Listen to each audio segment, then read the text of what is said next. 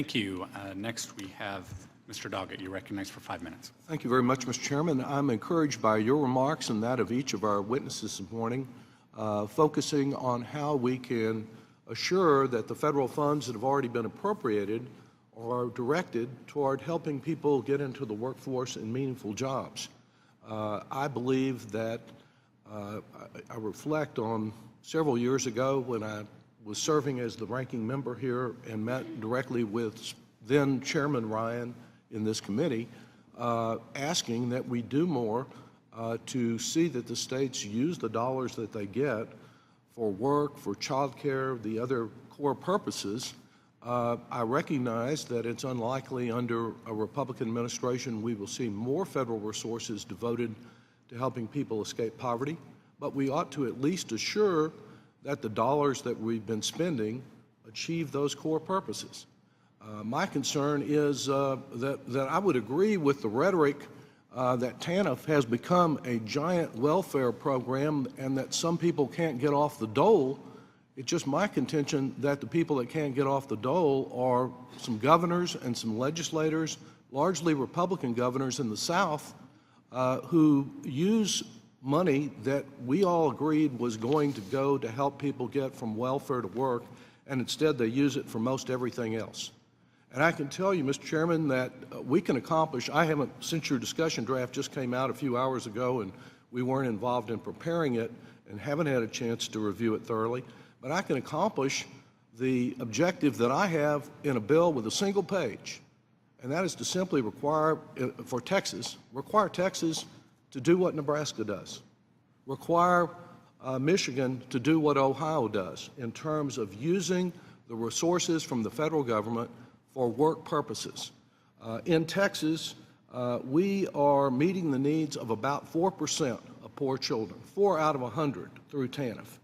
And at present, we have about 15 or 16% of the monies that the federal government sends down to Texas to get people into the workforce, about 15, 16 cents, near last, dead last, I think. The other portions of the money go for other things. They're used to plug state budget gaps. Sometimes they're used to enable tax cuts. They're used to do anything other than to accomplish the original congressional objective, which is to help people get in, not just to a dead-end job where they get a few hours and they're cut out after a few months, but a path to work out of poverty. And if that is the objective of your bill, I think you're going to find a willingness to work with you to achieve that objective, because that's what welfare to work was all about. I voted for it in the Clinton administration. Unfortunately, I think it's largely been a failure in both protecting children who cannot work. That was the whole purpose of the old Aid for Dependent Children program. Some impaired individuals, but those who could work are not given the opportunities under the law to get the education and training they need, and we're not monitoring the success of this program based on how many people really did get out of poverty, as Chairman Davis said, and how long did they stay out of poverty. So if we can make that the focus, I think we have the basis for meaningful welfare reform. I don't think, and I understand this is one part of your bill, that you can accomplish that and get a state that's been on the dole under this program for so long and is so accustomed to using the money for anything else other than what it's intended for, just a substitute for prior state programs. I don't think you can accomplish that by simply requiring a match. And again, you need to look no further than Texas and other states. Texas was offered 100 cents on the dollar to provide health care for its poor people through Medicaid. It didn't want to have anything to do with that program. And so simply having a matching program will not get us where we need to be. Texas will continue diverting the money and will not accept new federal dollars to help its people escape poverty. Ms. Patel, I did want to ask you about education opportunities under existing law and whether additional flexibility is needed if the goal is to really move people into long-term, well-paying jobs.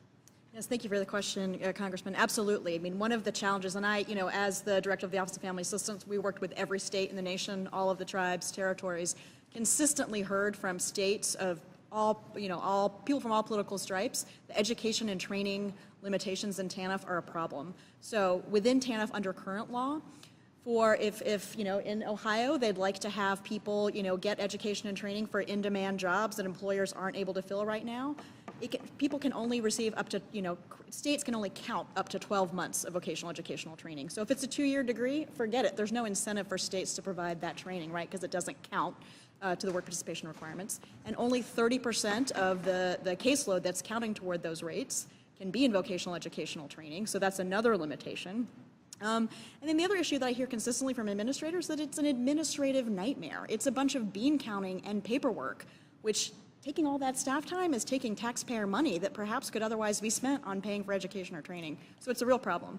Mr. Chairman, thank you very much. And if we can just note for the record, I know time's up, that Ms. Meek Ellis is nodding very affirmatively on these issues. I noticed and I'm that. sure has had similar experience in Ohio with both of them. Thank you very much. Well, I